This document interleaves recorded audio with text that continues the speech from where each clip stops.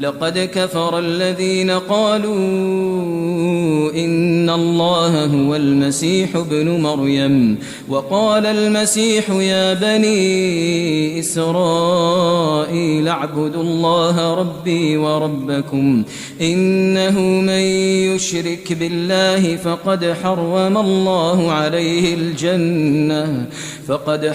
الله عليه الجنة ومأواه النار وما للظالمين من أنصار